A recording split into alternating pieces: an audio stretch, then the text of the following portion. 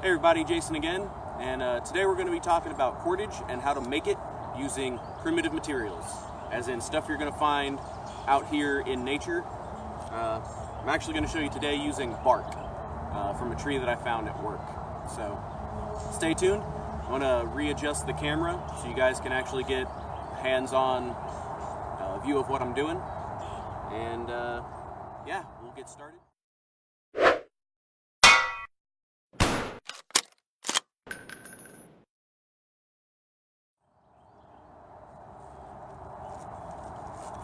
Now, this tree that I found at work, it was actually just a couple branches that have fallen, and it was raining. I was bored at work, so I was like, hey, here's what I'm going to collect up some of this material, because it's good material. And you're not looking for the bark itself, the stuff you see on the tree standing next to it. What you want is, when you pull the bark off, you're looking for that fibrous material that's right underneath that external layer. That's called, creatively enough, the inner bark. That's the stuff that you want. And that material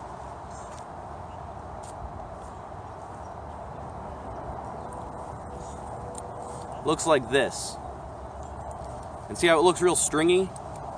A good rule of thumb whenever you're trying to make cordage out of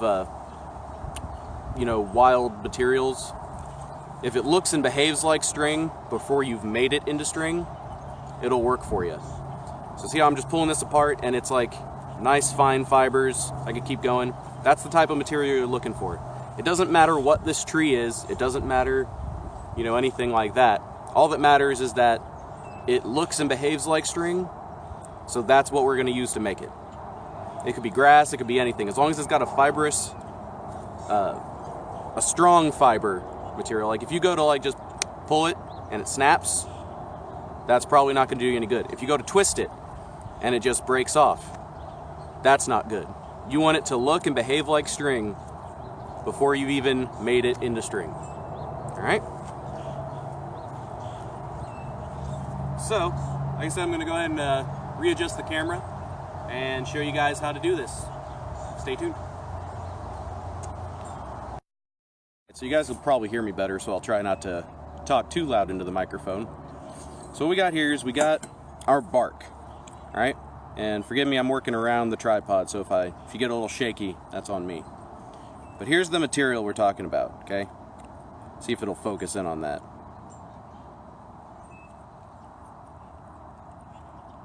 Come on.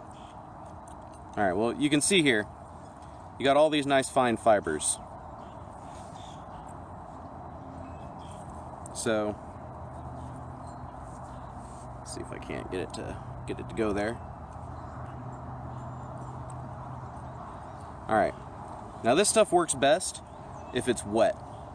Alright, so what you want to do is, if it's not already wet when you scrape it off of the tree or the branch, go ahead and just, like I've done here, I've just got a little pot.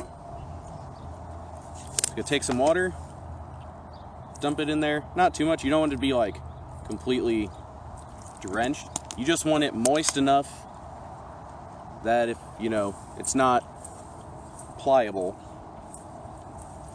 that it becomes more pliable. So I'm just going to soak it around in there. Now you can just leave it in there.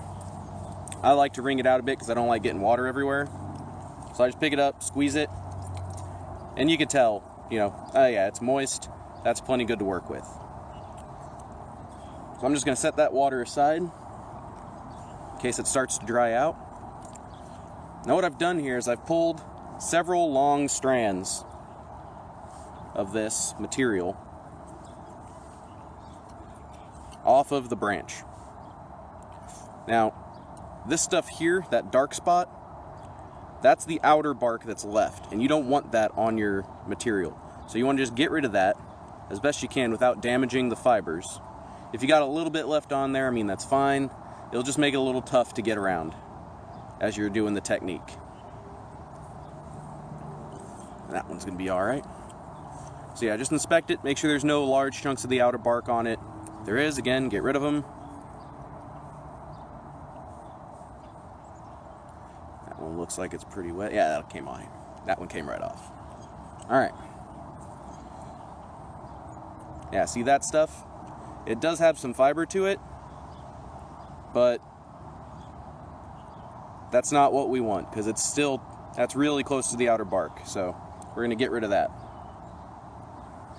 This is what's left. And you can see that just looks really nice and string-like. So there's two things for this. There's the skill and there's the technique. The skill is finding the right material. Like I said, I saw this laying on the ground. It was already wet. It was halfway off the branch already. And I went with it. I just grabbed it, collected it, and I can process it later, which is what I'm doing now. Like I said, you can use grass for it. Anything that looks like string before you've turned it into string should work, as long as it's got some sort of tensile strength. That means when you pull it this way, it doesn't snap. And that's not snapping on me. So you want good tensile strength fibers, good long fibers, and hopefully enough of it that if you need to make any length of rope, you can go ahead and splice pieces together. And I'll show you how to splice multiple pieces in this video. So we'll go ahead and get started. What you're going to do is just take your piece, and you can find the halfway point, whatever you want to call it, all right? What you want is not this. You want a long tab and a short tab, okay? And this is where it gets pretty easy, all right? So you're going to have a holding hand, and you're going to have a twisting hand, all right? The holding hand is just going to hold your string. The twisting hand is just going to twist. Now, the principle, I'm going to show you how I do it because I'm right-handed and I got a certain way. If you don't want to do it exactly this way, that's fine. Just as long as you learn why this works from this video.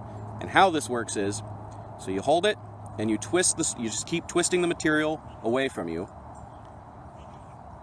And just like with a yo-yo or a piece of string when you were a kid, if you twist it up enough, it wants to kink. See that? It just wants to kink over on itself. You want to let it. That's where it's starting your rope. Okay? See if I can't get a better image for you. Some of that frayed stuff.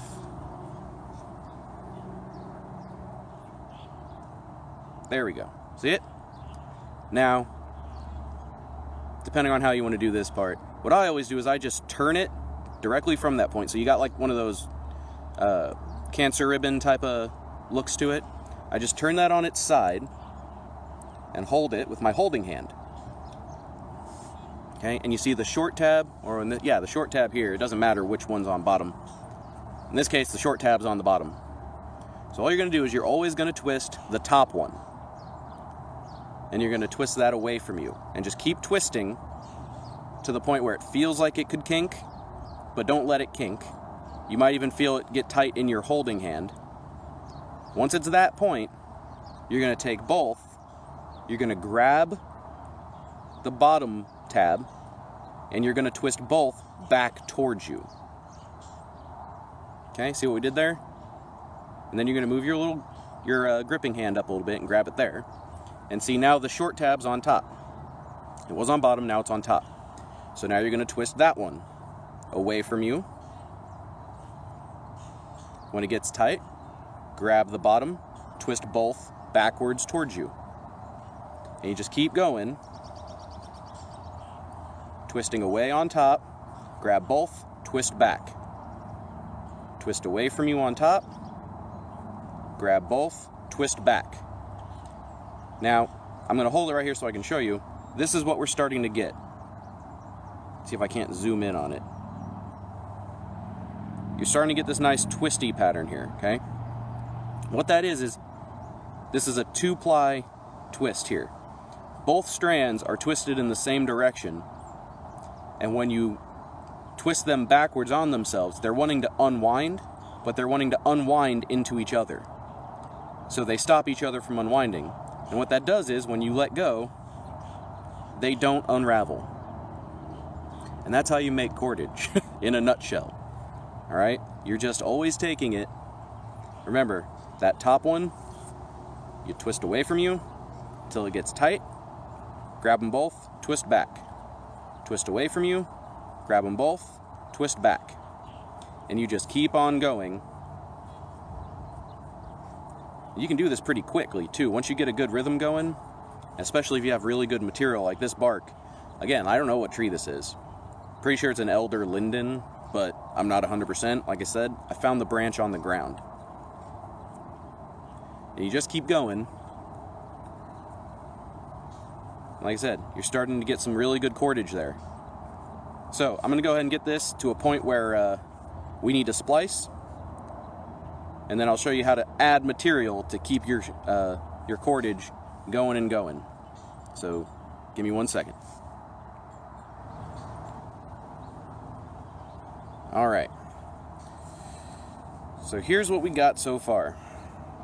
If I can't get this thing to focus. There we go. And as you can see, it's starting to look like twine. Like I said, I could let that go. It's not going to unravel. So at this point, you got a long piece and you got a short piece, and that short piece is about to run out. So here's what we're going to do to splice another piece of material into that so you can keep on going. We're going to take that out of the way, our other piece of material, and if it's too thick, feel free to pull some fibers off of it. This one's actually pretty thick. Might even have, yeah, it does. Might even have some extra bark on there that we don't want. There we go. All right. That's good stuff right there. And that's all outer bark. All right. Get rid of that. So here's your another piece of material. What you're going to do is, again, you're going to make a long and short end. Okay, so you just make like a little V there.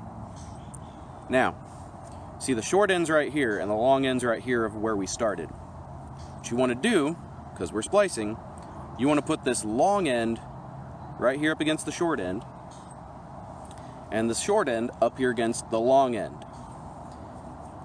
All right, so short and long. So I'm going to put the long end with the short end, all right, and the short end with the long end, all right. And at this point, like I said, you get that V right up in there, all right, and you pinch it down good. Now what you're going to do at this point, you are just going to grab both of those like they were one piece of material. Again, top, bottom. Twist the top away from you till it's tight. Now you're going to grab both from the bottom like they're one piece of material. And again, twist back towards you. All right, now you're going to do the same thing on the top. Twist away from you, grab them both, twist back. You can see here, what you're doing is you're basically just putting these two together into their own strand. Same thing. So you keep going. And on splices like this, if you have two pieces of material that are the same diameter, where the splice is in the cord, it's probably going to be a little bit thicker of a cord. That's fine. That's not a problem. That just means that part of the cord is going to be a little strong. Well, it all should be strong, but that part's especially. All right. So you just keep going. And whenever you run out of that short end, that's fine. You just keep going. Twist away from you. Twist back around.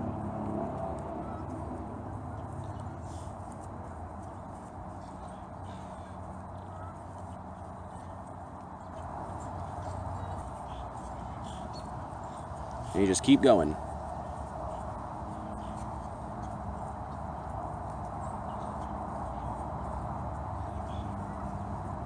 And as you can see here, it's starting to get pretty long. I mean, lay that down on the table. That's my hand. It's already a good fair amount longer than my hand. It's probably actually almost double, yeah. So, I'm just going to keep going with this. I'm going to get to the end, and I'll show you what that looks like. All right. And now we've got all the way to the end. At this point, what I like to do is I'll just twist it in the direction, that they're twisting. See how it gets tighter when I twist it with it? I'll just do that, even up at the top here. And then what I do is I like to do this. If you want to tie a fancy knot or something, I don't care. It's your cordage. All I do is I take it and this is kind of a test for me on my cordage, I'll just make an overhand knot, pass it through, and just pull it all the way up to the end there. Alright, that's a good way to test if your cordage material in the beginning was good material. If you can tie a knot in it and pull it tight, if you can tie a knot in it and it doesn't snap too easy, it's probably good cordage material. Once you get it made and processed to this point where it looks like twine, that's got some good tensile strength to it. And I'm cranking down on that pretty hard. Let's see if I can't get it to snap.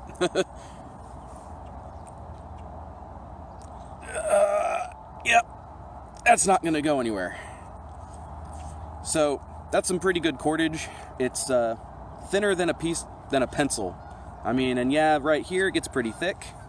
That's where we spliced it. And then it gets pretty thin where the material started getting thin. If you're picky and you want to spend time making it better, more power to you. I got no qualms with that. Pardon my geese friends. They're up there, they're mad I'm out here in their area. Anyway, so yeah, just tie a knot at the end, and there's your cordage. So,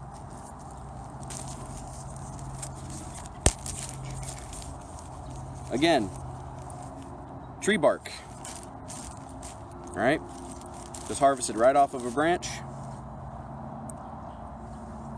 Started out with something like that.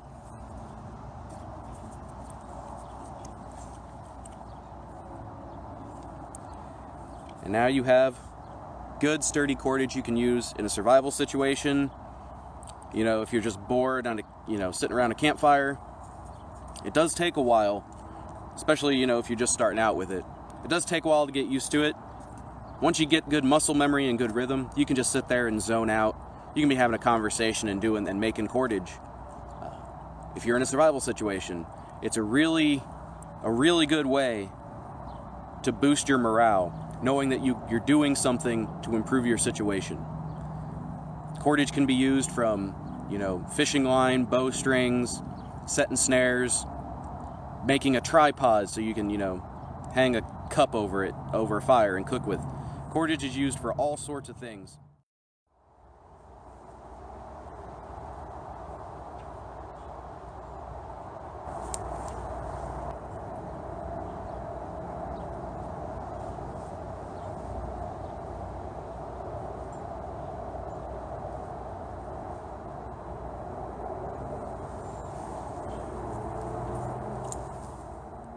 Alright, so that is how you make cordage out of natural materials, in this case, tree bark. So, if you guys like this video, go ahead and hit like. It's good to know if you know what my numbers are, what type of videos you guys like watching. Feel free to share this video. I would appreciate it as well. I also have I'm a co-owner of a company called Prepared Mind Instruction and Tactics, LLC. We specialize in, you know, self-defense, survival skills, stuff like that. We do have a Facebook page and a YouTube channel. Videos like this will probably be thrown up on that channel as well. So feel free to check those out. Again, like them if you like them. Like them if you don't like them. I'm okay with that. Comment, you know, we like feedback. We'd like to know what we're doing right, what we're doing wrong, so we can make it better for you guys. But yeah, so thanks for watching, and catch you guys on the next one. Bye. So fun fact here, I'm out here trying to shoot this video, and these are pretty wet conditions. We got overcast, it rained the last couple days ago, but everything is still wet. As I'm sitting here, I am just sinking into this mud. I didn't think I'd have that problem. Everything is actually at a frickin' canter. See my tripod there? I am sitting downhill at an angle. It was quite a challenge to make this video. I just figured I'd add that on for you guys.